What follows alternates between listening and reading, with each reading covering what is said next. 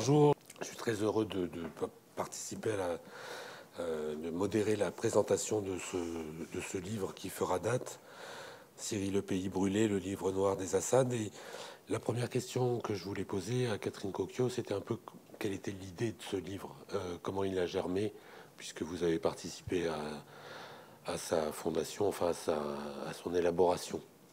Alors en fait, l'idée du livre a germé en tant que livre noir en 2017-2016, assez rapidement, lorsque s'est créé le comité Syrie-Europe, en réaction aux frappes russes sur Alep, qu'on a tous perçues, enfin tous, il y avait une espèce de semi-collectif informel, et puis qui s'est grossi au fil des semaines et des mois, et où se sont rencontrés essentiellement des Français et des Syriens, qu'il s'agisse de chercheurs, d'activistes des droits de l'homme, enfin de gens au fond qui partageaient une même inquiétude sur la question du crime de masse, de la destructivité politique extrême et une préoccupation particulière pour ce qui se passait en Syrie. Donc on a décidé de créer un comité donc, qui a été hébergé, comme Agnès l'a dit, par la revue Europe, qui nous a soutenus. Et puis, pardon, Esprit. Syrie Europe, mais hébergé par la revue Esprit, par la revue Esprit, oui c'est ça, je suis fatiguée, et donc qui a décidé, après toute une série en fait, de démarches médiatiques, tentatives de communiquer dans la presse, de lettres ouvertes à Macron, demande d'audition à l'Assemblée nationale, on a été reçus par un petit groupe, on était je crois plus nombreux que ceux qui sont venus nous écouter, c'était tout à fait significatif.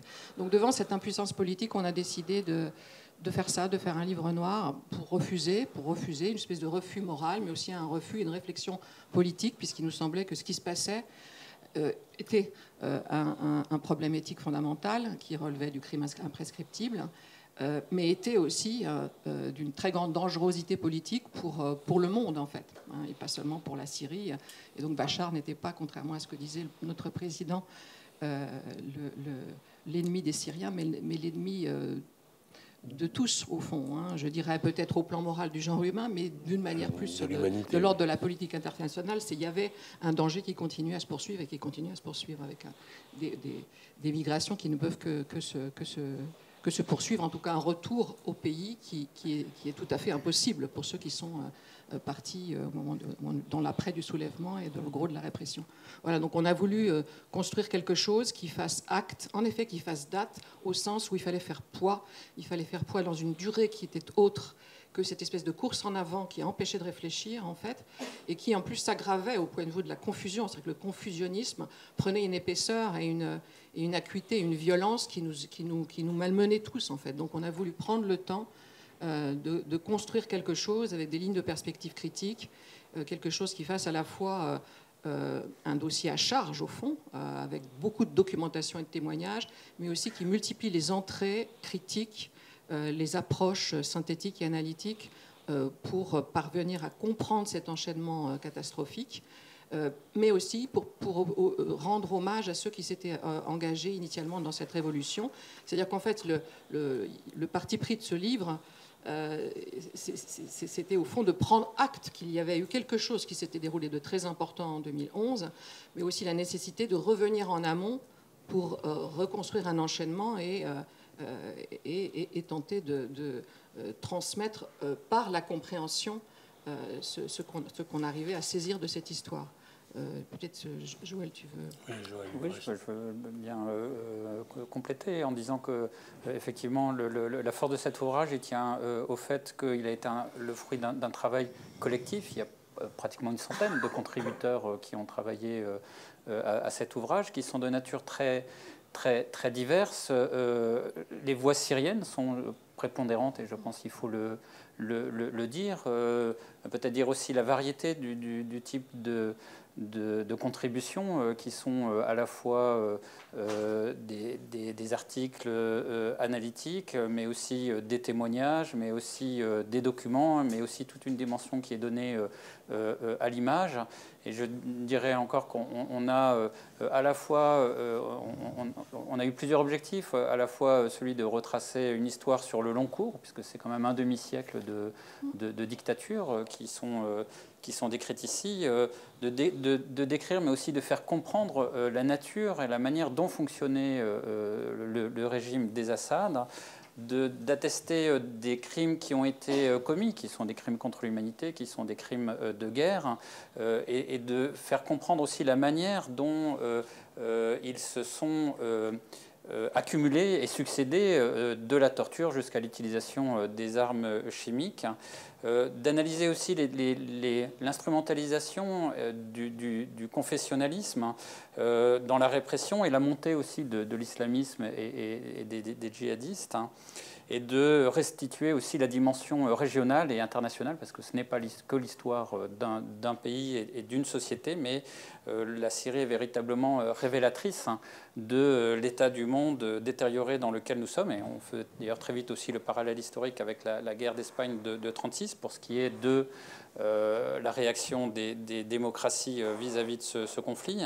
Et puis on a enfin voulu, dans une dernière partie aussi, décrire quelle était la nature de la victoire, entre guillemets, de Bachar el-Assad, anticipée, donc, comme ça a été dit auparavant, très tôt, dès 2012, par Mustapha Khalife, qui est le prologue, et qu'il faut lire en fait en miroir avec la conclusion de Yassine El-Haj Saleh, qui est un texte magnifique, d'ailleurs, qui est à la fois adressé au monde et adressé à sa compagne, qui a été enlevée par un groupe islamiste, Jaïch al-Islam, avec d'autres opposants aussi au régime de Bachar el-Assad, et qui donc incarne ce double piège dans lequel la révolution syrienne est tombée. Et le cas de ces militants est presque un fil rouge dans ce livre. Il permet aussi de comprendre comment est-ce qu'on a voulu articuler une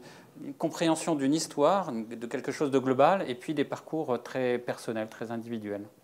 Alors, c'est un point que vous abordez tous les deux, mais je voudrais qu'on revienne un peu plus longuement sur ce livre. Il débute en 1970 et non pas en 2011. Est-ce que vous pouvez expliquer en quoi, quel est le continuum et qu'est-ce que marque 2011 comme étape ou changement dans ce continuum qui démarre en 1970, qui va jusqu'à aujourd'hui? C'est la Syrie des Assad et non pas de Bachar el-Assad. Oui, c'est la Syrie des Assad, et qui commence par le coup d'État de Hafez et qui s'achève avec le 4e mandat de Bachar en 2021.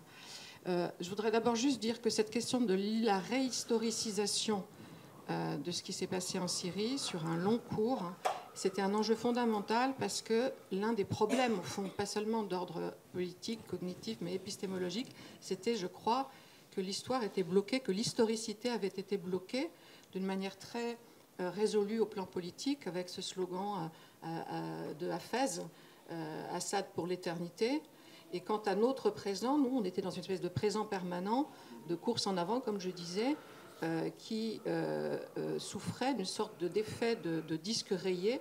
C'est-à-dire on avait ce discours, ce récit, sur la guerre contre le terrorisme. Donc on avait au fond des discours bloqués du côté syrien, par cette espèce de mur qui avait été érigé autour de ce peuple syrien par ces deux tyrans successifs, et d'autre part une autre historicité bloquée, celle du soulèvement, c'est-à-dire une sorte d'effacement, de négation presque aussi de ce qui s'était joué pendant les premières semaines et les premiers mois de soulèvement. Donc c'était très important de redonner en fait la dimension de cette histoire à la fois au moment dans la genèse du soulèvement, mais aussi dans la genèse de ce qui s'était en fait ouvert avec cet État que sera appelé l'État de barbarie. Tu peux peut-être embrayer. Oui, volontiers. Donc, effectivement, dans l'ouvrage, on a une première partie qui est consacrée à la nature du régime, qui a été d'ailleurs dirigé par Farouk Mardam Bey, et qui est un texte de Salwa Ismail, la violence comme modalité de gouvernance en Syrie. Et par la suite, avec les années de la répression de la révolution de 2011, on aura le crime comme modalité de guerre, d'une certaine manière. Mais là, elle est déjà posée comme modalité de gouvernance. Et donc, pour citer ce texte de Salwa Ismail, le camp de détention et le massacre ont conjointement joué un rôle déterminant pour établir ce que l'on peut appeler un régime de guerre civile, condition dans laquelle la guerre est devenue une relation sociale permanente. Et bon, c'est aussi, enfin, Sera fait aussi jouer d'autres ressorts, mais Bachar el-Assad, il hérite d'un système de terreur que certains ont cru qu'il allait éventuellement réformer, mais en fait, qu'il a non seulement conservé, mais qu'il a poussé dans ces extrêmes de violence. Et ce système, bon, on le décrit, c'est un système évidemment qui repose sur le rôle très important des services de sécurité, hein, qui repose aussi sur une forme d'affairisme et de corruption. Et donc là, le trajet de ces groupes, les Chabiyas, qui se sont mis en place lors de l'intervention de la Syrie au Liban. Et pour faire un trafic voilà, dans les années 70, donc qui remontent à loin, qui prennent les armes chimiques. On a aussi un article qui explique comment le régime a constitué son armement chimique, et il l'a aussi constitué très tôt, et il l'a constitué aussi assez vite avec l'idée que cet armement chimique ne serait pas forcément utilisé que envers une menace extérieure, mais qu'elle pourrait être utilisée contre la population. Et on a d'ailleurs cette position finalement d'un régime qui, contrairement à d'autres dictatures, disons, qui vont s'appuyer sur des masses, sur une idéologie forte. Ici, on a un régime qui a commencé par une idéologie hein, de bassisme, mais finalement, c'est une idéologie qui va s'effriter. Et Bachar el-Assad, là, de ce point de vue-là, n'hérite pas de son père, mais il n'a pas besoin de pousser ou de remettre en forme une idéologie forte. Ce n'est plus la peine parce que le régime s'est stabilisé autrement. Et donc, voilà, Bachar est l'héritier d'un armement, d'un système de répression, d'une perversion du sens des mots, ce pourquoi il n'a plus besoin d'une idéologie forte d'une certaine manière, et puis surtout d'une impunité qui s'installe sur la longue durée, et c'est sur la longue durée que cette impunité a des effets absolument ravageurs qu'on mesure mal, parce que quand on regarde une situation comme ça, justement parce qu'on oublie les étapes, hein, on ne voit pas cette montée progressive de la violence. Toute la violence, d'une certaine manière, du régime de Bachar el-Assad, elle est déjà dans le régime de son père. Mais cette montée à laquelle il est arrivé, il y arrive aussi parce qu'il y a des décennies d'impunité. De la même manière, d'ailleurs, que pour Poutine, qui est arrivé au pouvoir à peu près en même temps que Bachar el-Assad, ce qu'il fait aujourd'hui n'est possible que parce que derrière, il y a eu 20 ans d'impunité, c'est-à-dire qu'il y a aussi eu des décennies finalement dans lesquelles nos démocraties se sont accoutumées de plusieurs manières avec ces régimes-là. Pour reprendre, pour continuer sur un point historique, est-ce qu'il a fallu attendre le soulèvement de 2011 pour prendre conscience de l'ampleur du soulèvement de la fin des années 70 et de l'ampleur de l'écrasement de Hama qu'on avait un petit peu oublié quand même? Ben, c'est le moins qu'on puisse dire. En tout cas, les générations les plus jeunes. En fait, il y avait eu si peu de choses, d'ailleurs, en particulier en France. Alors, on a repris le peu qui a existé hein, dans la presse à ce moment-là, mais très, très peu de choses. Et de toute façon, le silence et l'oubli s'est institué en Thierry même. Sur Hama, c'est devenu une terreur, rien que le mot à prononcer. Donc, c'est en effet ce qu'on fait aussi dans la première partie, pas seulement de revenir sur la structure de l'État, des Hafez, mais la résurgence mémorielle de ce qui s'était passé à Palmyre, le massacre de Palmyre, et le massacre de Hama en 82. Et dans la ville, l'écrasement de la ville de Hama. Voilà, et c'est qui était déjà un massacre extrêmement ample et terrible. Et ce qu'on montre, c'est comment le soulèvement a fait émerger en fait la mémoire et la parole sur ce massacre, une espèce de déclenchement, d'ouverture de l'espace historique justement par la mémoire du pire. Oui, on a d'ailleurs, parce que le massacre de Hama de 1982 est effectivement probablement le plus emblématiques par l'ampleur de sa violence et des victimes, mais on a aussi exhumé une enquête de Michel Seurat montrant qu'un quartier de Hama avait déjà fait l'objet de répression militaire, voilà, le Petit Hama en 1981. Il y a d'autres massacres qui sont restitués. Là encore, évidemment, la responsabilité de Rifat el-Assad dans ces massacres-là, tout ça, finalement, c'est pas une vieille histoire. Le Rifat el-Assad est encore vivant aujourd'hui, il est même retourné en Syrie. Hein. Et ça a été un moteur dans la révolution de 2011 face aux crimes de la répression pour chercher à les documenter. Donc il y a eu un travail de documentation qui a été fait dans la décennie 2010 avec l'espoir de ne pas retomber dans le négationnisme et l'oubli qui avait été celui des massacres des années 80. Et de ce point de vue-là, il y a une véritable réussite des révolutionnaires, puisque par des associations souvent syriennes, mais aussi après le travail en collaboration avec des ONG internationales, Amnesty International pour la prison de Sednaya, Human Rights Watch, il y a aussi des agences internationales. Le Conseil des droits de l'homme a mis en place une commission d'enquête internationale qui a fait une trentaine de rapports. Donc on a une documentation des crimes commis dans les années 2010 qui évidemment tranche avec le peu de documentation qui reste de la répression des années 80. Malheureusement avec, disons, en termes de mobilisation, d'impuissance à arrêter les violences, bon, un résultat très amer, hein, et en termes de procès aujourd'hui, un résultat très insuffisant. Mais malgré tout, disons, en termes pour ceux qui cherchent à briser justement ce cycle d'impunité dont les effets sont terribles, quand même un trésor, j'allais dire, de guerre, en termes de preuves, qui est très important et qui permet d'espérer que la voie de la justice n'est pas complètement ou définitivement empêchée. Ce qui est saisissant, en fait, c'est que ce vocabulaire de l'assainissement démographique qu'utilise Bachar, hein, tout à fait ouvertement, oui. Très ouvertement, en fait, il était déjà utilisé par Rifat el-Assad au début des années 80. C'est-à-dire que la possibilité, l'éventualité de la nécessité de supprimer une partie de la population faisait partie en fait des possibles, hein, de ce qui était déjà conçu et même préparé, puisque cet appareil chimique était à disposition dès les années 80. Et donc ce qui est presque étonnant au fond, hein, c'est qu'il ait fallu ce soulèvement.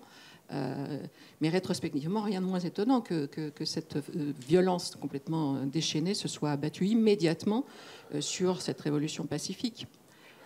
Donc vous avez une répétition, notamment vis-à-vis d'un soulèvement qui, à la fin des années 70, avait duré déjà 3-4 années, qui n'avait pas du tout la même ampleur au niveau populaire, mais qui avait...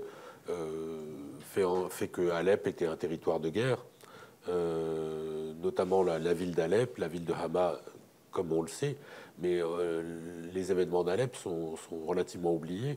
Et puis vous avez un changement majeur, c'est-à-dire que, à la différence des années 70-80, il y a eu médiatisation, et puis il y a eu prise de conscience et parole. Donc il y a une continuité, mais aussi des changements dans cette... Il y a une médiatisation, en fait, à partir des événements de Deraa, mais il y avait déjà eu des choses. Il y avait une immolation en 2010, si mon souvenir est bon, et il y avait déjà des troubles. Mais ce qui a été médiatisé, c'est les événements de Deraa à partir du moment... et la médiatisation a joué un rôle fondamental dans le déclenchement et l'accélération de la révolution. Dans la mobilisation des Syriens. On a le témoignage de Shamsi Sarkis qui a monté le collectif Smart, une agence à partir du travail fait par les citoyens, donc journalistes non professionnels, mais révolutionnaires syriens, qui récoltaient de l'information pour que cette information, disons, soit traitée de la manière qui permette d'être le plus crédible, d'assurer que l'information était juste, et qui, effectivement, alors notamment quand ils ont pu mettre en place une couverture filmée des manifestations qui étaient niées par le régime, et que là, en direct, ces manifestations pouvaient être suivies. Bon, il y a eu un travail d'information très, très, très important. Mais le régime lui-même a ciblé très clairement et de manière très dure les journalistes, qu'ils soient d'ailleurs étrangers et pas seulement syriens. Et puis il y a cette bataille des images qui finalement consiste en un retournement des images. Shamsi Sarkis l'explique très bien. Lorsqu'il faisait ces directs de manifestation, dans un premier temps, ça a affaibli le régime, et ensuite le régime les a utilisés quand il a compris qu'il pouvait réprimer en direct et qu'il n'y avait pas de réaction.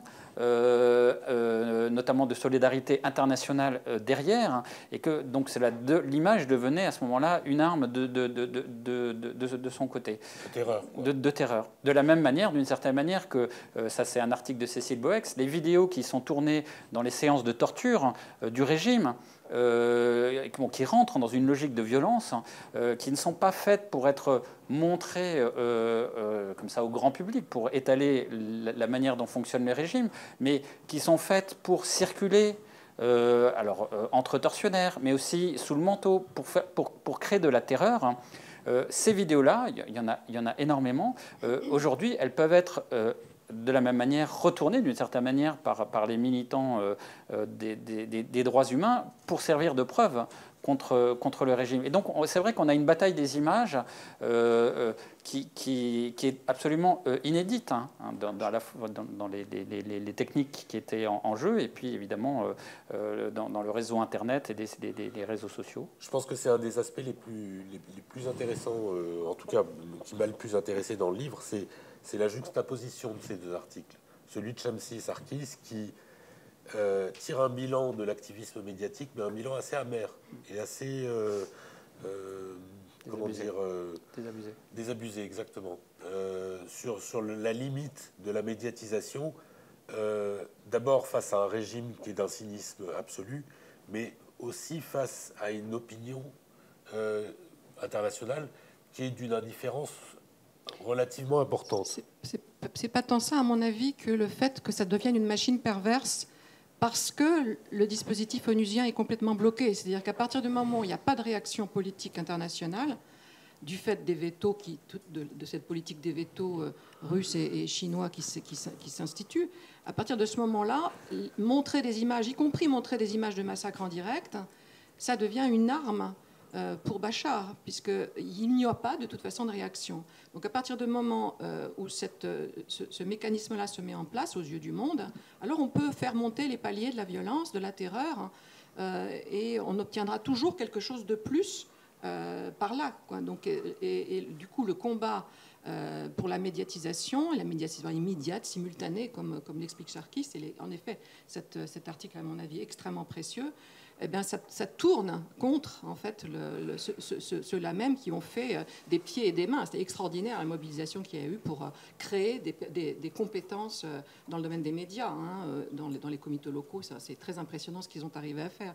Mais ce qui est terrible, ce paradoxe tragique de voir que c'est complètement désamorcé, hein, par l'impuissance politique internationale. Moins on a agi. Voilà. Et c'est d'ailleurs donc pas tant, à mon avis, un problème d'opinion, parce qu'il y a eu une sensibilité de l'opinion, des sensibilités de l'opinion à chaque grand moment, les plus tragiques au fond, hein, avec les photos de César, avec le petit Elan sur la côte turque.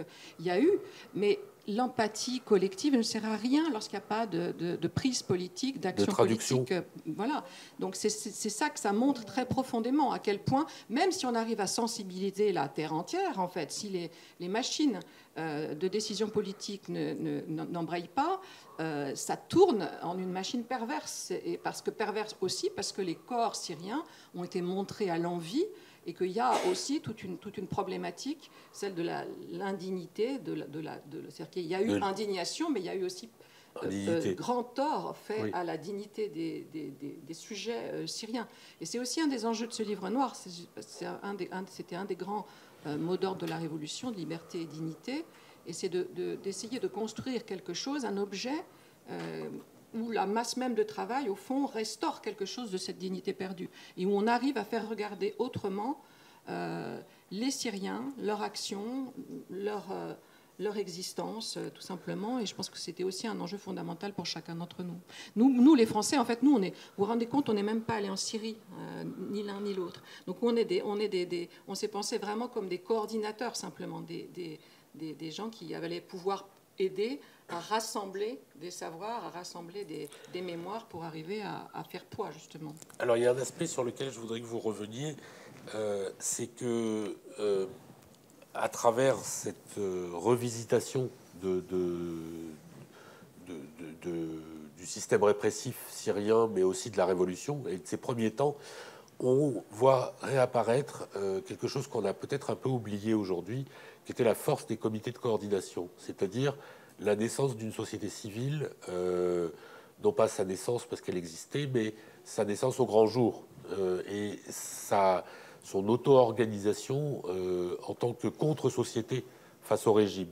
Est-ce que vous pourrez un petit peu plus raconter les différents témoignages qui parsèment le livre et qui racontent un degré de sophistication très élevé quand même dans l'auto-organisation? C'est très impressionnant d'imaginer, on est obligé de l'imaginer maintenant, que pendant plusieurs années, pas seulement plusieurs semaines ni mois, des comités locaux, des conseils révolutionnaires ont fonctionné, qui ont tenté de coordonner sur l'ensemble des territoires libérés ces actions de résistance civile et de les articuler avec la résistance armée, enfin avec les actions de l'armée syrienne libre, et puis des brigades qui se sont formées par la suite. Donc c'est une affaire extrêmement complexe, mais ce qui est important, c'est de reconstituer ce qui s'est joué en fait, en effet au début, au moment de leur naissance, avec les comités de coordination locaux qui étaient essentiellement faits pour organiser le travail des médias, justement, mais aussi l'aide aux déplacés, les premiers secours, et puis l'aide aux familles de détenus. Et puis, avec cette organisation en conseil, dans les enclaves libérées, mais sous le coup des sièges et des bombardements, comment se sont organisées, s'est organisée en fait une vie sociale et une vie politique hors de l'État syrien de facto, puisque ces territoires ne dépendaient plus de l'administration étatique. Donc il y a tout un monde alternatif en fait de conduite alternative et d'administration alternative qui se sont constituées, qui étaient pour partie inspirées de théories d'inspiration libertaire comme celle de Omar Aziz, qui avait fait toute une expérience, qui était passé par l'Arabie Saoudite et les États-Unis, et puis qui est revenu en 2011 pour participer au mouvement, et qui très rapidement, au bout de 8 mois, après les premières semaines du soulèvement, a proposé ce modèle d'établissement des conseils, en fait, qui relevait de la tradition conseilliste, mais où il s'était inspiré très profondément, de manière très empirique, en fait, de ce qui s'était déroulé en Syrie. Donc ce n'était pas un rêve libertaire projeté de l'extérieur, c'était aussi des leçons prises de la manière dont les Syriens s'étaient spontanément en fait, organisés dans des formes d'entraide, de solidarité, et une tentative d'institutionnaliser les choses, mais sans tête de parti. C'est ça qui fait qu'on a parlé de révolution acéphale, mais au sens positif du terme, pour ceux qui évidemment résistent à l'idée de meneur et de parti centralisé. Mais c'est aussi évidemment ça qui a donné sa fragilité à ce mouvement. Mais ce qui est très remarquable, c'est qu'en effet, quelque chose... Parce que souvent, on distingue ce qui s'est passé avec ces comités de ce qui s'est passé dans le Rojava, en disant qu'au Rojava, il s'est passé des choses pendant 10 ans. Au fond, quelque chose comme un système alternatif s'est expérimenté, ce qui est vrai. Mais ce qui s'est passé, en général, on oppose à ça les quelques semaines de comités de coordination des révolutionnaires syriens, alors que ça s'est déroulé pendant beaucoup plus longtemps, hein, et pendant des sièges entiers, en fait. Oui, je renvoie au texte de Majd el-Dik, qui raconte assez longuement la Routa insurgée, répression, siège et commerce de guerre. Et il explique extrêmement bien l'environnement économique dans lequel s'instaurent ces comités de coordination, leur capacité plus ou moins grande à négocier avec les groupes armés, avec le régime, des accès humanitaires. C'est les rapports de force qui se sont inversés au bout d'un moment, en 2013 en particulier, à partir de 2013. Cette perdition de l'indignation devant les images de violence, absolument flagrant quand on voit le choc qu'avaient provoqué les images du dossier César, sur lequel on revient aussi longuement, et la totale absence de réaction pourtant concernant 800 corps, aux photographies sorties récemment d'une prison d'Alep. Hein. Elle s'explique justement parce que, alors c'était très bien dit par Catherine, parce que derrière il n'y avait pas de réaction politique, et donc il n'y a pas eu ce lien avec le politique. Mais de la même manière, donc du côté des puissances occidentales, il y a eu quelque chose au niveau politique qui ne s'est pas fait, mais il y a aussi quelque chose au niveau politique qui n'a pas été vu de la révolution syrienne. Et ce livre-là ne se veut pas juste une compilation de crimes contre des populations civiles. Il essaye de faire remonter cette dimension politique qui a été écrasée. Et il y a vraiment des leçons importantes à tirer pour nos démocraties, dans notre rapport à des populations qui se soulèvent, dans ce face-à-face entre des populations et un régime, plutôt que dans un face-à-face entre États, comme il se joue aujourd'hui entre la Russie et l'Ukraine. Comme on peut le voir en Algérie, au Soudan, en Irak, etc. Oui, et par rapport à l'information, c'était aussi une des dimensions importantes du témoignage de Shamsi Sarkis. C'est finalement ce détournement, enfin le mot n'est peut-être pas le bon, mais cette aide, parce que des agences internationales, européennes, de soutien aux médias libres, etc., se sont mobilisées pour essayer de les soutenir. Mais finalement, cette aide s'est révélée très contre-productive parce qu'elle demandait, elle exigeait des lignes éditoriales neutres et impartiales. C'est-à-dire qu'en fait, on ignorait la dimension politique, on sortait même de la raison d'être de ce mouvement d'information citoyen. Et donc, je le cite, cette logique bienfaisante qui a indirectement contribué à renforcer le régime. On peut tirer des leçons similaires vis-à-vis de l'aide humanitaire aux villes assiégées.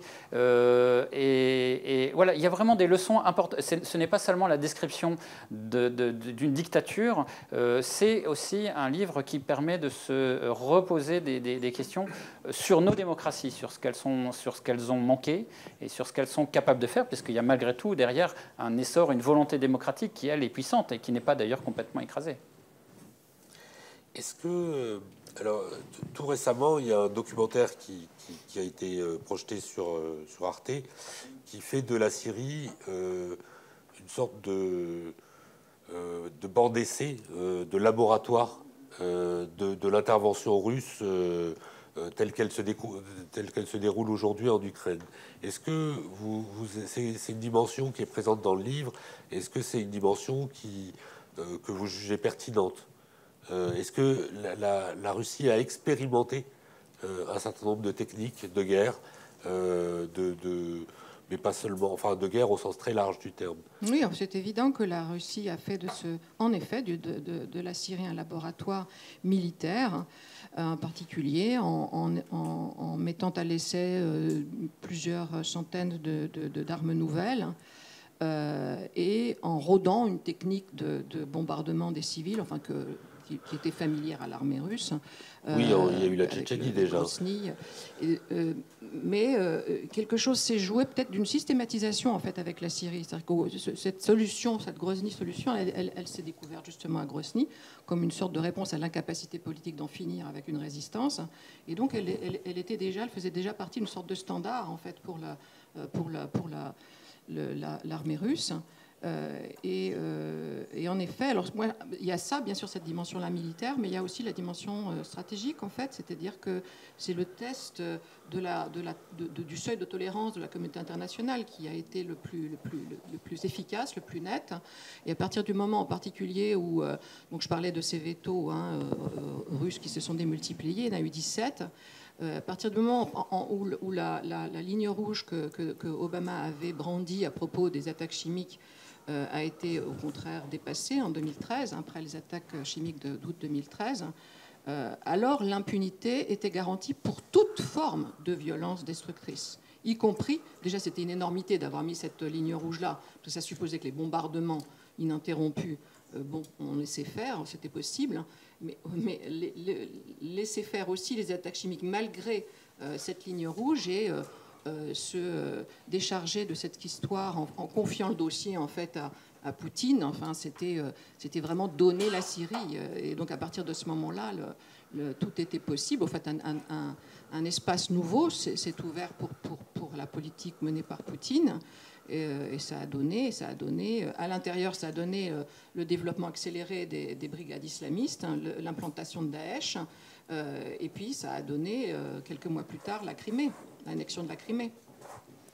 Du point de vue du droit international, qu'est-ce que vous voyez? Parce que l'intervention russe, c'est aussi le dernier clou dans le cercueil du droit humanitaire international. Oui, qui a commencé justement d'ailleurs qui a commencé. C'est-à-dire très vite,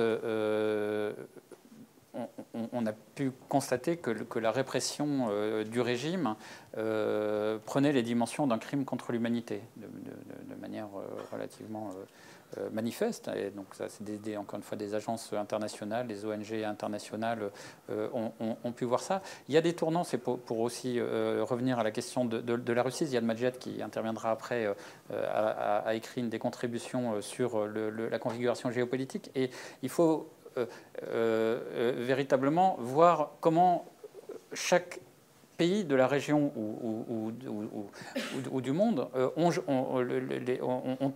ont joué ensemble d'une certaine manière. Et donc la Russie, c'est aussi comprendre ce qu'a fait les États ou ce que n'ont pas fait les États-Unis, ce qu'a fait l'Iran, ce qu'a fait il faut avoir l'ensemble finalement des pays qui sont là. Et concernant, ça va revenir à l'impunité, mais je veux dire, c'est très net. Effectivement, c'est un tournant majeur sur lequel on revient à plusieurs reprises. La non-intervention américaine et internationale, parce qu'elle aurait été pas seulement américaine, au bombardement chimique de la Ghouta en 2013, et surtout derrière l'acceptation qu'un accord soit négocié avec le régime de Damas sous la tutelle de Moscou. Et c'est voilà. De désarmement. Bon, désarmement chimique. Voilà, c'est ces deux éléments, c'est ces deux dimensions qui sont cruciales. L'accord et la place redonnée à la Russie comme un faiseur de paix, et parce que la Crimée va revenir derrière. Je veux dire, la Russie recommence à prendre pied à ce moment-là. Et puis la deuxième, c'est lorsque la menace djihadiste sous le visage de Daesh se durcit, la Russie là aussi intervient au secours de son allié sous couvert d'une politique antiterroriste. Et là encore, les pays occidentaux finalement acceptent d'une certaine manière, voient bien que les bombardements russes, ils sont très larges et ils se font pas en majorité sur les troupes de Daesh. Ne visent pas Daesh. Les rebelles de l'ASF. Voilà, exactement. Parce qu'il en reste. Voilà. Mais la coalition internationale non russe accepte cet allié comme ça parallèle dans la lutte contre le terrorisme, et elle ne voit plus l'État terroriste, elle ne voit plus que la terreur djihadiste. Et dernière étape, on accepte la mise en place de zones de désescalade, là encore en laissant Moscou, avec la Turquie et avec l'Iran, mettre en place la paix qui est celle dans laquelle on est aujourd'hui, et qui est une paix effectivement sans justice, enfin quasiment sans justice. Et là aussi, donc le rôle russe dans cette impunité, il est crucial, parce que une majorité des États du Conseil de sécurité aurait été favorable à une saisie de la Cour pénale internationale. C'est bien parce qu'il y a eu le veto russe, il y a eu le veto chinois aussi, mais je veux dire, c'est le veto russe était moteur, que la Cour pénale internationale n'a pas pu être saisie. Et à partir de là, aussi, aucun tribunal pénal international ad hoc n'a été créé. Le Conseil de sécurité l'avait fait auparavant. L'Assemblée générale aurait peut-être pu tenter. Elle n'est pas allée jusqu'à tenter de mettre en place, je le regrette, un tribunal international ad hoc. Elle a quand même tenté de ne pas en rester à la parisie du Conseil de sécurité en mettant en place un mécanisme basé aujourd'hui à Genève, donc elle l'a voté en fin 2016, et qui est aujourd'hui un mécanisme qui a rassemblé l'ensemble des éléments de preuve, qui les conserve, qui fait de l'analyse pour aider les seuls processus de justice aujourd'hui possibles, c'est-à-dire devant des juridictions nationales de différents pays au titre de la compétence universelle, et qui se sont traduits en Allemagne par cette condamnation au procès de Koblenz, et en particulier d'un chef de section d'enquête de la branche 251, une condamnation à perpétuité pour crime contre l'humanité, caractérisant donc là, de manière juridique le système tortionnaire du régime de Bachar el-Assad. Mais point barre. Après, on peut aller dans le détail, si vous voulez, de la situation des différents pays. Mais voilà, aujourd'hui, des dossiers ont été déposés devant des juridictions pour les bombardements chimiques. Pour l'instant, il n'y a encore rien. Espérons que ça viendra. Mais en termes de justice, on est malheureusement très en deçà même de ce qu'on espérait il y a quelques années, lorsque se sont multipliés en Espagne, devant les Pays-Bas, en France. En France, on a potentiellement des affaires. Il y a une quarantaine de dossiers syriens sur lesquels le pôle crime contre l'humanité français travaille aujourd'hui. Bon, alors, pour ceux qui... Vous savez qu'on a des problèmes de fonctionnement au niveau de la poursuite des crimes contre l'humanité et crimes de guerre en termes de compétences universelles aujourd'hui, du fait d'une loi très verrouillée française. C'est intéressant d'expliquer au public non averti, parce que c'est quand même assez absurde. Bon, alors c'est une loi dont la France, que la France a voté pour se mettre en conformité avec sa ratification du statut de Rome.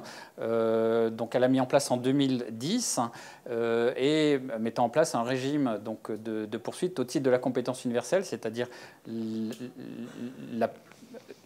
le devoir, hein, parce que c'est un devoir, hein, c'est pas une possibilité, c'est du devoir de poursuite de crimes internationaux, donc les crimes internationaux les plus graves, ceux qui sont dans le statut de Rome. Je laisse de côté le crime d'agression, crime contre l'humanité, crime de guerre, crime de génocide, de poursuivre ces crimes-là, même s'ils ont été commis par des auteurs non français, sur des victimes non françaises et en dehors du territoire français, qui sont d'habitude les critères de rattachement pour pouvoir ouvrir des poursuites. Et cette loi-là a mis en place un certain nombre de verrous. Celui donc de la double incrimination, celui de la résidence habituelle, celui du monopole du parquet, qui sont, pour les deux premiers en tout cas, tout à fait singuliers à la France. C'est-à-dire qu'il y a beaucoup de pays il y a une quinzaine de pays qui sont actifs en termes de compétences universelles. La France se prétend être en pointe de la lutte contre l'impunité. Dans les déclarations publiques de nos responsables, elle l'est pour le bombardement chimique. Elle l'a été aussi d'ailleurs pour le dossier César, c'est-à-dire c'est le ministère des Affaires étrangères qui a saisi la justice française pour ouvrir une enquête structurelle qu'elle a ensuite menée en collaboration avec l'Allemagne. Et aujourd'hui, on voit que seule l'Allemagne est en capacité de faire des jugements sur le crime contre l'humanité, et la France ne l'est pas. Parce que dans ces verrous, donc, il y a cette double incrimination qui suppose que pour pouvoir poursuivre en compétence universelle un crime en France, il faut que ce crime international soit aussi dans la législation du pays où a été commis le crime. Malheureusement, Bachar el-Assad n'a pas prévu de poursuivre les crimes contre l'humanité. Il n'a pas signé le statut de Rome. Et de manière plus absurde, d'ailleurs, parce que ça va plus loin, c'est que la lecture qui a été faite par la Cour de cassation sur ce verrou est une lecture qui impose une définition très similaire au crime contre l'humanité en France. C'est une lecture alors, très restrictive. Non, très restrictive, mais la France, par ailleurs, n'a pas juste copié-collé la définition crime contre l'humanité de la Cour pénale internationale. Elle est dotée d'une définition particulière qui est due à son histoire, au procès des années 80, Barbie, etc.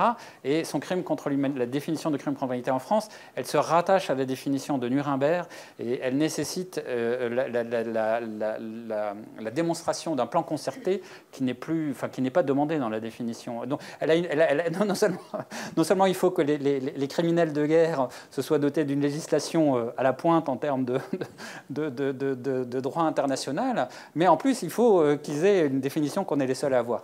Bon, donc c'est une situation qui est complètement absurde, qui est scandaleuse dans la manière parce qu'il y a eu quand même plusieurs tentatives de réforme, et la manière dont ça a été défendu à l'Assemblée nationale dans une confusion entre ce que sont les crimes internationaux qui justifient par nature, justement parce que ce sont des crimes internationaux, qu'on fasse exception aux règles du droit et qu'on se donne cette compétence universelle en les rabattant sur les questions de délits et de crimes ordinaires, où là, effectivement, il y a un intérêt à avoir une double incrimination pour éviter que des personnes qui voyagent se voient dans un pays poursuivis pour un délit qui n'est pas poursuivi chez eux. Bon. Mais enfin, et voilà, ce type d'argument est utilisé et avancé, ce qui montre aussi, d'ailleurs, dans le domaine politique, on a quand même, là aussi, sur le débat juridique, beaucoup de faiblesses qui sont là. Alors aujourd'hui, ça nous a mis devant une situation tellement absurde et d'une certaine manière honteuse vis-à-vis de nos partenaires, vis-à-vis de nos engagements internationaux, alors, en profitant d'un défaut de procédure, la Cour de cassation va pouvoir se réunir l'année prochaine, au printemps de l'année prochaine, redonnera peut-être une lecture moins restrictive de la loi, et puis derrière, il y a des projets pour réformer cette loi, parce que ce n'est pas seulement un problème de lecture, c'est que la loi, à la base, elle était mauvaise. Mais bon, ça fait 1 an qu'on est là-dedans, ça va prendre encore du temps. Enfin voilà, on est de ce point de vue-là, malheureusement, on perd beaucoup de temps. Puisqu'on a ouvert ce chapitre-là, est-ce que... Alors, donc, on juge en Allemagne, on condamne. En France, on n'y parvient pas. Est-ce que vous pouvez faire un peu un court panorama des autres pays où en est-on oui. Des différentes procédures dans les autres pays? Oui, alors donc encore une fois, pour le mécanisme qui est basé à Genève, le M3I, qui aide, et qui aujourd'hui ne peut aider que des juridictions nationales, elle aide à peu près 130, 150 enquêtes dans 14-15 pays. Donc ça vous donne une vision déjà du nombre, disons, de juridictions de pays qui ont des dossiers syriens, qui traitent de dossiers syriens. Ces dossiers syriens, après, peuvent concerner des crimes du régime. Elles concernent aussi beaucoup des groupes djihadistes. Et il y a eu, en termes de compétences universelles ou de procès, dans les pays, beaucoup de procès Syrie concernant des groupes islamistes ou djihadistes. Il y en a eu donc très peu concernant le régime. Alors, il y a effectivement eu des dossiers importants déposés en Espagne, dans les Pays-Bas. En Espagne, c'était une trentaine de hauts responsables du régime syrien qui étaient visés. Donc aujourd'hui, aucune de ces démarches n'a abouti. En France, je voudrais quand même donner, parce qu'ils sont aussi dans ce livre, c'est-à-dire que ce livre-là a sélectionné justement dans ces témoignages des situations pouvant faire l'objet, peut-être, nous l'espérons, de procès en France. Alors, il y a notamment le bombardement du centre de presse de Homs, dans lequel un photographe français, Rémi Hochlik, a été tué, une journaliste américaine, Colvin, également, et puis Édith Bouvier, on citait son film sur la Russie précédemment, a été blessé. Bon, ça c'est une affaire qui est portée, pas au titre de la compétence universelle, puisque le photographe était français, Bouvier aussi, mais dans lequel d'ailleurs les responsabilités, enfin les choses sont assez connues, hein, puisque l'affaire a aussi été passée au civil aux États-Unis, donc on connaît, je veux dire, les responsables. Là, en termes d'enquête, il n'y a pas... Donc on espère que quelque chose viendra de ce côté-là. Une autre affaire importante, c'est celle de d'un père et de son fils, les Dabaga, qui eux aussi sont de nationalité franco-syrienne. Donc tout ça, voilà, donc tout ça, ça facilite en fait, parce qu'on n'est pas dans la compétence universelle pure. Et de ce fait-là, d'ailleurs, c'est aussi une affaire qui a pu donner lieu à des mandats d'arrêt internationaux. Donc finalement, aujourd'hui, la seule chose significative qu'ont pu faire les juridictions françaises, émettre des mandats d'arrêt contre Ali Mamlouk et Jamil Hassan, donc des responsables des services de renseignement et services de renseignement de l'air. Ça aussi, c'est une affaire qui est assez avancée et qui pourrait donner, y compris en termes de procès par défaut, c'est-à-dire sans avoir les accusés sur le sol français, un procès. On les attend. Il y a encore, il y en a d'autres. Il y a celui de Jaish al-Islam, donc le porte-parole qui a été lui arrêté sur le sol français. Et là aussi, c'est important. On y revient à plusieurs reprises parce qu'on a trop tendance à réduire la question islamiste ou djihadiste à Daesh, alors que la Syrie, l'Irak, ça a vraiment été un terreau de réorganisation de toute cette sphère entre Al-Qaïda, Daesh, et puis des groupes comme Jaish al-Islam, qui sont d'une autre nature, et qui sont responsables de cet enlèvement des 4 militants dont nous avons parlé. Dont la femme de Yassine El-Haj. Dont la femme de Yassine El-Haj Saleh. Voilà, et donc on espère aussi que cette affaire viendra, mais d'une part on est bloqué quand même sur cette question du crime contre l'humanité, c'est-à-dire qu'aujourd'hui on pourrait condamner des personnes pour torture ou pour disparition forcée, mais pas au titre du crime contre l'humanité, ce qui est quand même un véritable problème. Ce qui est absurde. Oui. Ce qui est absurde. Alors sur l'affaire Jaish al-Islam, une cour d'appel a eu une lecture moins restrictive de la double incrimination, et donc sur un crime de guerre, enrôlement d'enfants soldats, a refusé de suivre la Cour de cassation. Donc on voit qu'on est dans une bataille juridique et qu'on peut espérer, on est très en deçà de là où on devrait être, mais rien n'est totalement perdu. Catherine Cocchio, pour revenir un peu sur, nous parlions tout à l'heure de la Russie, du banc d'essai, est-ce que la guerre en Syrie, et en particulier à partir de l'intervention russe, n'a pas été aussi un banc d'essai sur la question qui apparaît quand même cardinale en ce moment, pas qu'en Syrie, mais dans le monde entier, de la vérité, de la post-vérité. C'est-à-dire, moi j'ai eu le sentiment qu'au moment de la bataille d'Alep, lorsque, avec l'aide de la Russie, le régime reprend le contrôle des quartiers libérés d'Alep, il y a une sorte d'inversion de la narration telle qu'on l'a rarement vue dans les années récentes. Alors après, on peut se référer aux années staliniennes où on en était dans un grand n'importe quoi, mais dans les années récentes, les faits faisaient au moins un minimum consensus. Il semble que ça soit plus le cas. Et que ça s'est passé en Syrie, quoi. Mais c'est d'ailleurs une des raisons pour lesquelles on a voulu faire ce livre. En fait, c'est le degré de confusion des discours qui pouvait que s'aggraver, s'épaissir avec la fabrique Katrol de Poutine, qui donnait une force de frappe tout à fait nouvelle aux entreprises de négation, d'effacement, de retournement, de renversement. Et c'est bien ce qui s'est déroulé, parce que là, sur ce plan de la guerre de l'information, les démocraties occidentales sont très en retard, fatalement, chroniquement.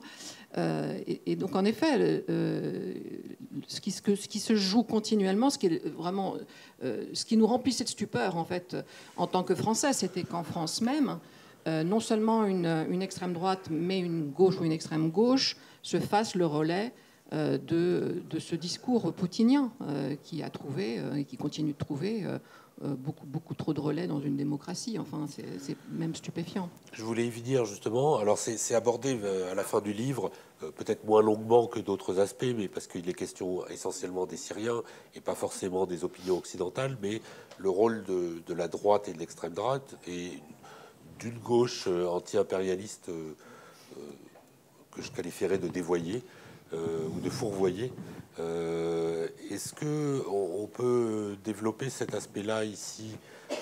Comment vous expliquez une telle séduction du discours d'Assad sur, j'allais dire des franges, mais ce sont plus des franges, sur des pans entiers de la société, disons française, puisque c'est celle-là qu'on connaît. Ce qui est le plus insolite, mais le plus efficace, c'est que ça touche à la fois à la droite et l'extrême droite et à la gauche et à l'extrême gauche. Donc c'est difficile à résumer. Voilà. Il y a la question des minorités qui seraient protégées par cet État pseudo-laïque. Notamment les chrétiens. Voilà, les chrétiens d'Orient. Bon, ça c'est un argument à droite. Un des moteurs, et c'est aussi une vieille base idéologique du discours russe sur cette partie du monde. Mais à gauche, on a en effet cette gauche anti-impérialiste. Ce qui est gênant de dire moi aussi, je suis de gauche et je suis anti-impérialiste évidemment, mais ce qui est absurde et tellement ridicule même, c'est de considérer que les États-Unis, qui en effet se sont beaucoup discrédités en tant que démocratie, ont donné leur soutien à des régimes infâmes, etc., seraient le seul gendarme du monde, bien sûr, serait le seul empire, la seule force impérialiste en ce moment. C'est risible.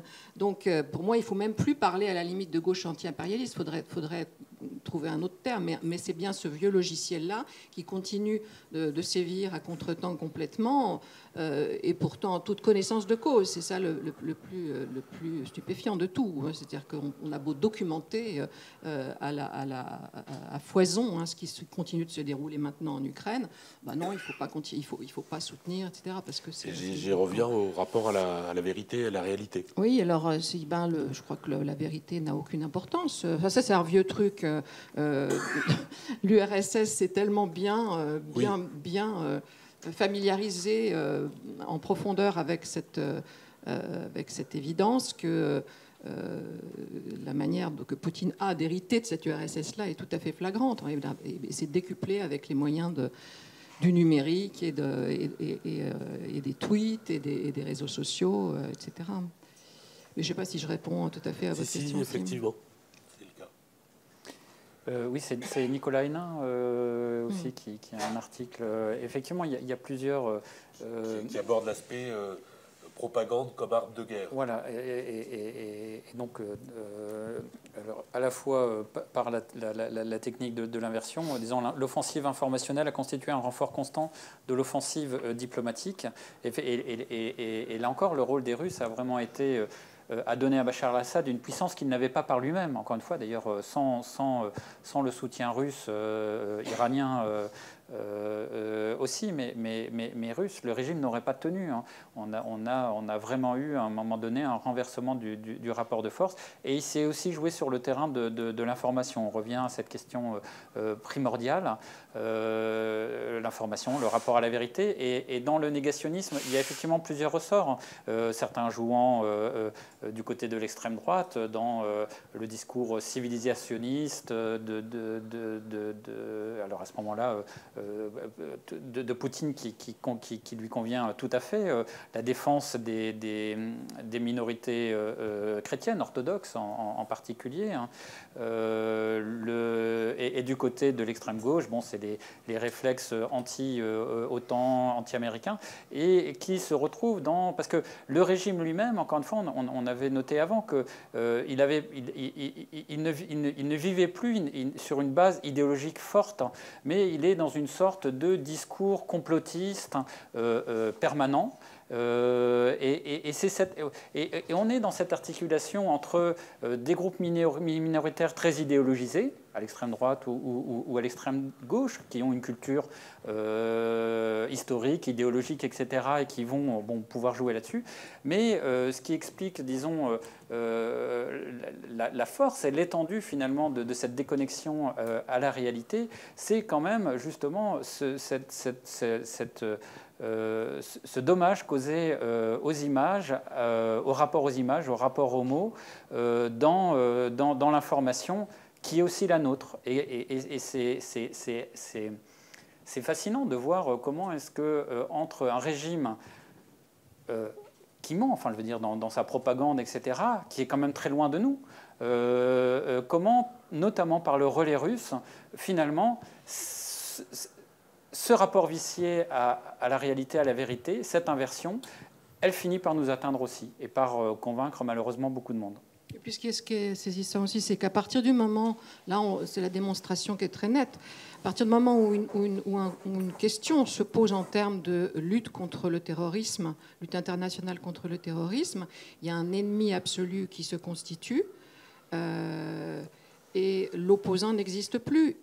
C'est bien ça qui s'est joué. Là, c'est l'amalgame entre les opposants, y compris les opposants civils, démocrates, du soulèvement premier, et Daesh, quoi. Donc cet amalgame, il a été immédiatement construit. Bien sûr, Bachar en a joué continuellement. Dès le début, il a été, absolument, puisqu'il a libéré les prisonniers islamistes aux premières semaines du soulèvement, pour que ça se transforme justement en un face-à-face avec le terrorisme. Et ça a très bien marché. C'est ça le plus saisissant de cette affaire. À quel point ça a bien marché, et ça continue en partie de marcher. Parce que l'argument de la lutte primordiale, absolue contre l'ennemi absolu, comme si donc l'État terroriste n'était pas un État terroriste. Donc il faudrait arriver à découdre, démonter cette répartition-là des choses.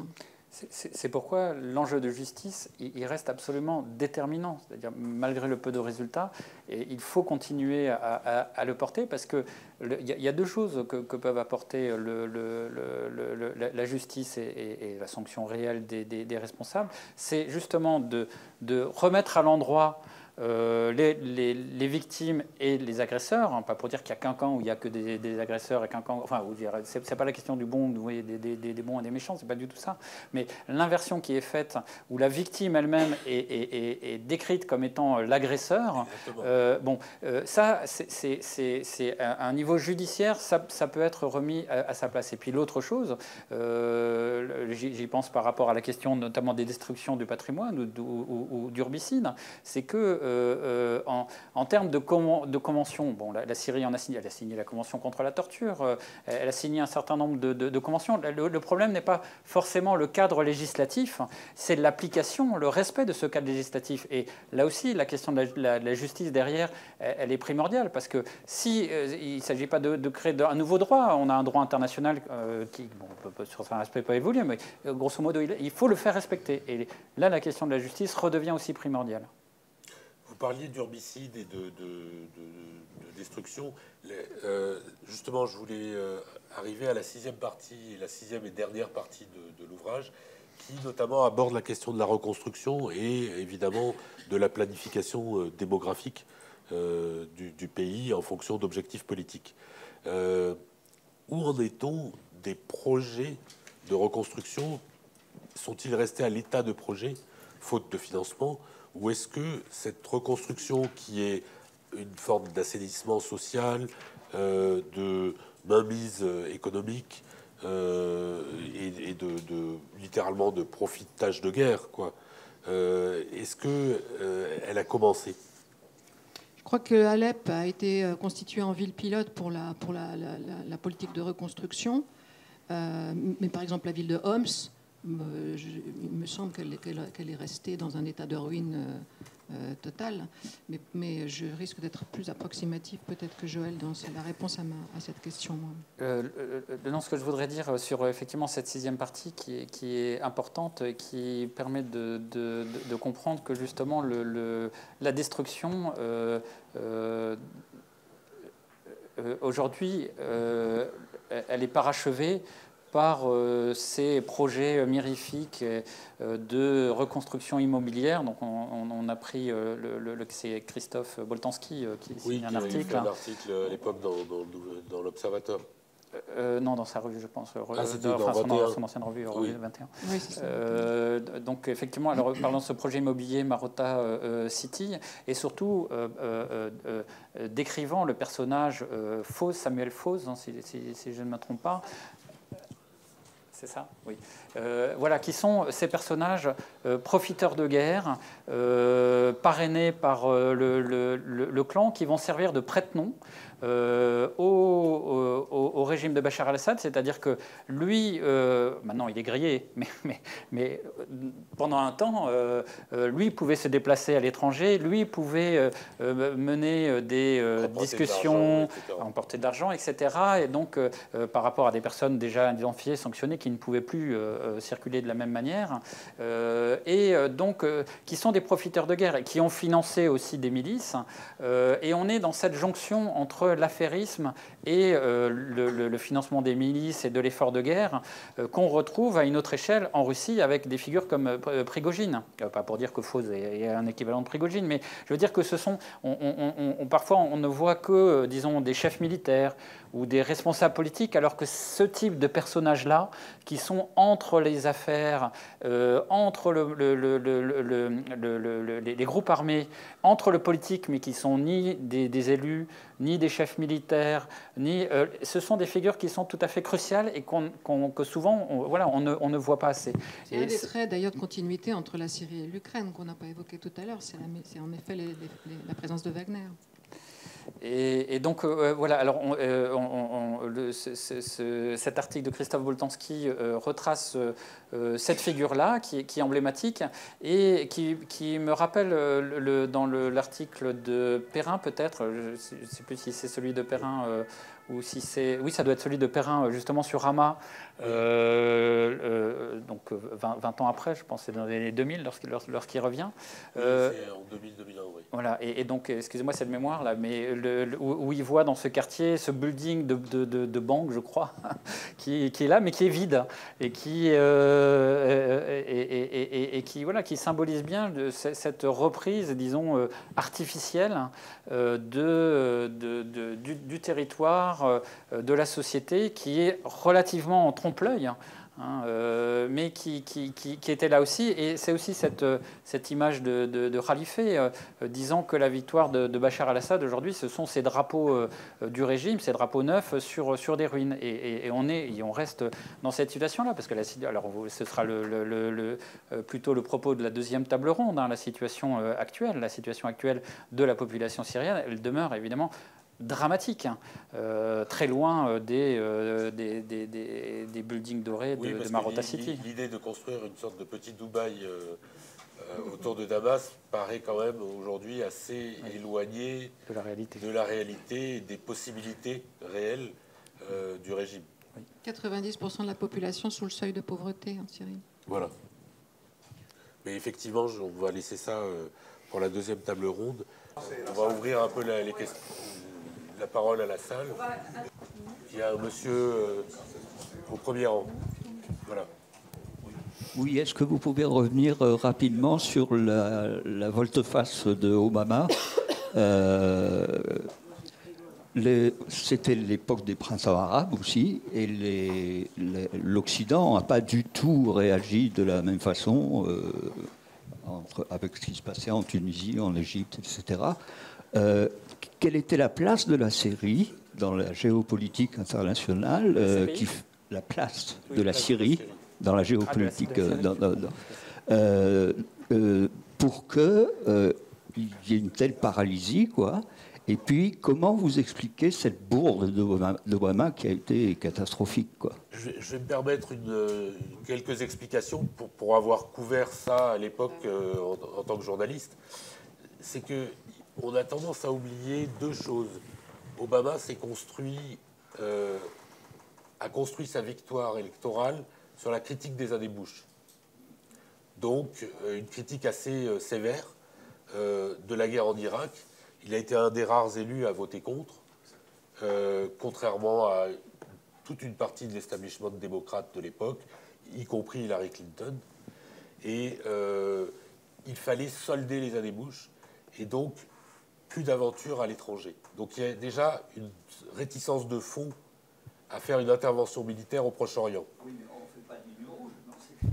Exactement, mais bon, je pense qu'il n'a pas forcément réfléchi aux implications de sa ligne rouge lorsqu'il l'a édictée. Ça, c'est la première raison. La deuxième, c'est que Obama est à l'époque engagé dans ce qu'il considère être son grand œuvre diplomatique, qui est l'accord de désarmement nucléaire de l'Iran. Et à l'époque, l'Iran est déjà engagé auprès de la Syrie. Donc, si vous ne voulez pas fâcher l'Iran, il vaut mieux pas renverser Bachar el-Assad, en tout cas le bombarder. Donc, on peut considérer que ça a été une mesure d'apaisement vis-à-vis des Iraniens, dont il espérait absolument obtenir la signature, et dont il a obtenu la signature pour son accord nucléaire, qui a fait long feu puisqu'il a été jeté à la poubelle par Trump à peine arrivé au pouvoir. Ça, c'est la deuxième. La troisième chose, je pense, c'est qu'il a tiré un bilan assez négatif de l'intervention en Libye. Il avait donné un feu vert en Libye, et il a vu qu'en 2013, on ne peut pas dire que la Libye allait très bien. Donc il a conclu que les interventions militaires au Proche-Orient, déjà il était contre en général, mais là il était contre en particulier. Et puis le printemps arabe 2013, il commence à tourner un peu aigre. Hein, vous avez en Égypte, il vient d'y avoir un coup d'État contre Morsi. Il y a peu de perspectives comment dire, il n'y a plus qu'un seul pays qui est engagé dans une transition démocratique déjà en août 2013, c'est la Tunisie. Les autres sont plus ou moins dans des reprises en main militaires, enfin de coups d'État militaires, ou bien dans des conflits civils comme la Libye et le Yémen. Mais sa bourde, comme vous dites, montrait qu'il surestimait probablement son avertissement, l'effet, l'efficacité de son avertissement. C'est pas seulement une bourde, en fait, c'est une erreur. Moi, ce qui me sidère aujourd'hui, c'est sa volonté absolue de défendre sa décision, comme si l'ensemble de ses deux mandats tombaient par terre si jamais il avouait qu'il avait fait une erreur. Lui et son principal conseiller diplomatique de l'époque, M. Rhodes, sont absolument arc-boutés jusqu'à aujourd'hui pour considérer que ce n'était pas seulement une bonne décision, c'était la meilleure qu'ils aient prise.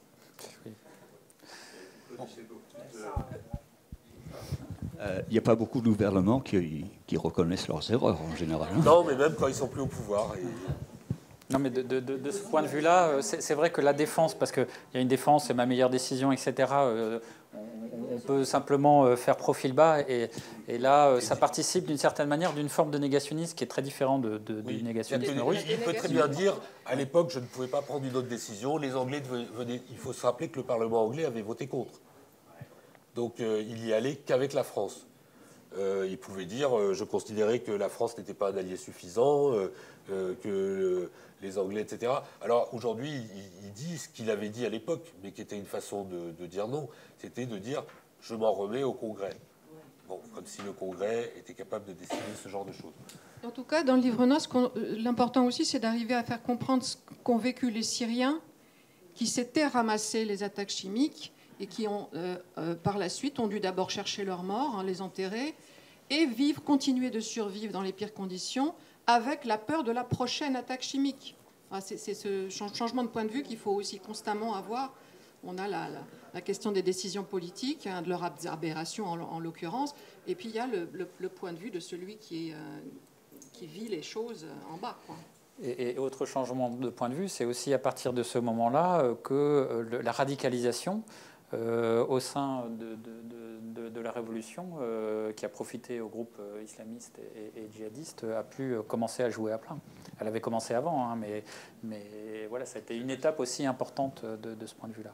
L'enlèvement des 4 à Douma, c'est en décembre, quelques mois après les attaques chimiques. Je ne sais pas s'il y a deux. À propos d'Obama, il faut rappeler quand même qu'il a mené une guerre sans merci contre le Yémen pendant 2 années, une guerre non déclarée à base de missiles de croisière et de drones. Et aux États-Unis elles-mêmes, il y a plein de juristes qui posent aujourd'hui le problème de la légalité de cette guerre. Vous voulez dire des assassinats ciblés qui ont fait plein de victimes civiles. Mais il l'a mené au Yémen, mais essentiellement au Pakistan. On a dans le livre noir, je le signale, cet article sur la libération entre guillemets de Raqqa, et effectivement les ravages causés aussi par les bombardements de la coalition internationale dans un but juste, celui de faire reculer Daesh, mais donc encore une fois dans une perspective faussée et là avec des méthodes pas forcément défendables. Et dans la non-reconnaissance, moi j'en vois les effets aujourd'hui sur les milieux djihadistes, consiste à estimer que on cache ses morts, qu'on les nie, et que donc ils ont été bien plus nombreux qu'on ne le dit, et que le but n'était pas juste, le but était de tuer les populations civiles de Raqqa. C'est le narratif qui est fait dans les milieux djihadistes. J'ai pu le constater assez récemment à l'occasion d'un échange avec des gens qui sont détenus, et je pense que c'est dramatique. C'est-à-dire que parce que les mythologies djihadistes, elles se construisent, mais ensuite elles durent des années, et elles construisent des générations de militants qui recrutent sur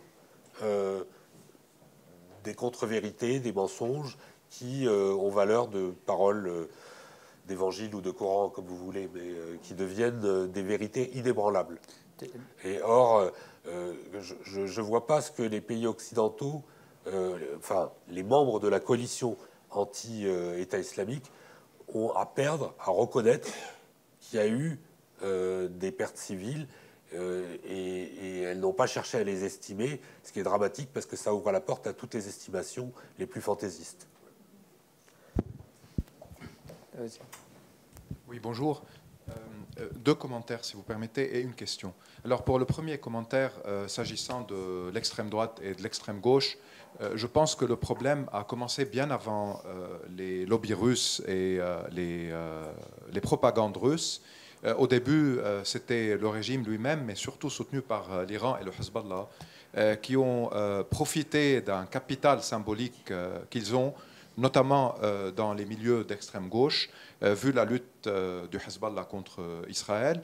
Et donc c'est à travers le soutien de Hezbollah que certains de la gauche sont venus pour soutenir le régime, bien avant l'intervention russe, qui évidemment, comme vous l'avez très bien dit, leur position s'inscrit dans un ancien logiciel anti-impérialiste qui ne voit que Washington en tant que capitale impérialiste. La deuxième chose par rapport à l'extrême droite, il y a aussi ce qu'on peut considérer peut-être comme quoi Assad était en train de tuer ses indigènes, ou qu'il était en train de tuer des musulmans qui sont des femmes voilées, qui sont des hommes qui font peur et qui ressemblent aux réfugiés qu'on ne veut pas voir en Europe. Il y avait aussi cela, en plus de la question des minorités religieuses. Pour Obama, moi je suis tout à fait d'accord avec Christophe Ayad, et je ne suis pas pour cette idée qu'il est à égalité au niveau de la responsabilité avec les Russes. Il y avait une opinion publique américaine, il y avait toutes ces promesses électorales qu'il allait se retirer du Moyen-Orient, et puis il y avait la priorité de signer avec les Iraniens. Par contre, il y a la ligne rouge, qui était une grosse bêtise qu'il avait évoquée, et aujourd'hui il dit non seulement qu'il ne regrette pas la Syrie, mais qu'il regrette l'intervention en Libye, qu'il considère que c'était une grosse erreur. Mais on oublie qu'Obama a finalement fini par intervenir militairement en Syrie. D'ailleurs, il a, à partir de août 2014, mené une intervention militaire contre Daesh à l'est et dans le nord-est de la Syrie. Donc il a bombardé sans arrêt. 2014 en Irak, puis 2015 en Syrie. Exactement. Il n'a pas arrêté les bombardements contre les positions de Daesh et certaines localités en Syrie même, au moment où les Russes avaient aussi commencé leur intervention en Syrie pour bombarder à 81%, selon le War Institute, les positions de l'opposition syrienne et non pas de Daesh. Donc il y avait les avions russes et américains qui se croisaient en Syrie, et finalement l'intervention a visé juste un camp et non pas le régime syrien qui est à l'origine de la plupart des crimes contre les civils. La question des drones qui évidemment ont commis des crimes au Yémen, au Pakistan, en Afghanistan, ça c'est autre chose. Il y a aujourd'hui une étude qui montrait que le portrait type de ce qui était considéré comme un terroriste djihadiste ressemble à la moitié de la population du Yémen, Pakistan et Afghanistan. Donc les drones, sérieusement, il y a un travail qui a été fait sur comment on mettait les portraits pour que le drone cible. Et c'est je veux dire, c'est très commun qu'on s'habille de cette manière, qu'on a la même couleur. En tout cas, c'était une catastrophe. La question, c'est par rapport aux crimes de guerre et crimes contre l'humanité, puisque tu as évoqué, Joël, l'affaire du centre de Homs. Hein, vous savez que la plupart des criminels syriens qui ont été mentionnés dans des rapports ou dans des enquêtes ont été éliminés physiquement. C'est-à-dire le type qui a bombardé Homs, Aissam Zahreddin, a été tué dans une explosion à Deir Zur quelques années plus tard, quand son nom a été évoqué dans l'affaire de Calvin aux États-Unis. Le monsieur qui était responsable du programme chimique, il a été tué dans sa voiture. Non, ça c'est bien avant, ça c'est le programme nucléaire 2007. Non, je parle des crimes après la Révolution. Si je ne me trompe pas, il a été tué avec son fils dans la voiture. Tous ceux qui étaient impliqués dans l'affaire Hariri, Rustom Ghazaleh, Jamer, ont tous été suicidés. Exactement, ont tous été tués, éliminés. Et avant eux, c'était Razi Kenan qui s'est suicidé selon le discours officiel. Et on peut donner plein d'exemples. Il y a aussi le monsieur de Saïdnaïa, là où une bonne partie des corps des Syriens décédés sous la torture, il a été tué également, et son frère a été plus tard tué. Donc, dans ce cas-là, s'ils sont éliminés, est-ce que la justice peut toujours trouver des moyens pour monter au niveau de l'hiérarchie et voir qui a donné les ordres à qui, ou bien en coupant ces têtes, on coupe également quelques possibilités d'enquêter et de trouver les vérités. C'est-à-dire en coupant des têtes, de fait, on empêche des condamnations puisqu'on ne juge pas les morts. Hein. Mais par contre, on peut toujours, et notamment au titre même de la responsabilité hiérarchique, hein, remonter plus haut. Et on a donc fait une sorte d'organigramme des institutions de la répression qui est évidemment très, très schématique. Bon, c'est l'avantage des dictatures. Évidemment, tout remonte à Bachar al-Assad. Mais cela dit, donc, remonter jusqu'à Bachar al-Assad, c'est toujours... Après, il y a des questions d'immunité par rapport à la juridiction qui poursuit, etc. Donc, Bachar al-Assad n'est pas susceptible aujourd'hui d'être poursuivi par une juridiction nationale au titre de la compétence universelle et encore moins, évidemment, d'être extradé. Hein. Mais on peut remonter à lui. Il y a encore beaucoup de responsables, Maher al-Assad pour l'armée, Ali Mamlouk pour qui sont vivants et vers lesquels on peut remonter. Mais et l'organigramme d'une certaine manière le montre, hein, c'est-à-dire il faut comprendre que l'organigramme, disons la feuille elle-même, est trouée de l'intérieur par une dynamique clanique, notamment. Voilà, la cellule de gestion de crise du Parti basse, elle n'avait aucun intérêt, mais la cellule centrale de gestion de crise répondant directement à Bachar al-Assad, elle en avait.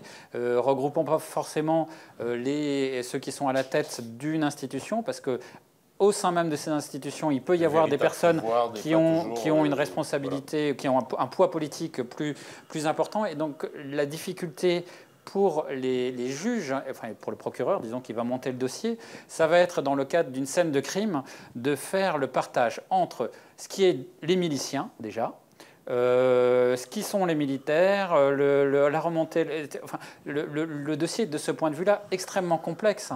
Parce que devant des juges, alors devant des juges internationaux en plus, qui n'y connaissent souvent rien de la situation, où on présente quelque chose de très simple, il y a eu des affaires comme ça, disons, sur des schémas très simples qui ont été montés. On avait le principal responsable politique qui c'est lui, le principal responsable militaire, pouf, c'est lui, on les poursuit. Mais après, évidemment, c'est du pain béni pour la défense qui va montrer que ces deux personnes dans le box des accusés, finalement, ils avaient beau parler, c'était pas forcément eux qu'on écoutait. Et donc ces réseaux, ils sont tout à fait descriptibles. Mais ça nécessite effectivement de sortir, disons, d'une lecture, d'une responsabilité hiérarchique qui soit que sur le papier. Et de comprendre véritablement comment le système complexe, c'est vrai pour beaucoup d'autres systèmes et beaucoup d'autres guerres, hein. Et de ce point de vue-là, il y a beaucoup de déconvenus devant la justice pénale internationale qui montrent qu'il y a des leçons à tirer. Et on espère aussi que cet ouvrage, de ce point de vue-là, essayera de montrer, sans décrire le parcours, le cas de Maher al-Assad ou d'Ali Mamlouk, essayer de montrer justement cette complexité-là. Et voilà. Je vous propose que l'on passe désormais à la deuxième partie de cette table ronde, après une courte pause, et réservez vos questions pour les interlocuteurs suivants. Je vous remercie. Merci. En effet, il y a des...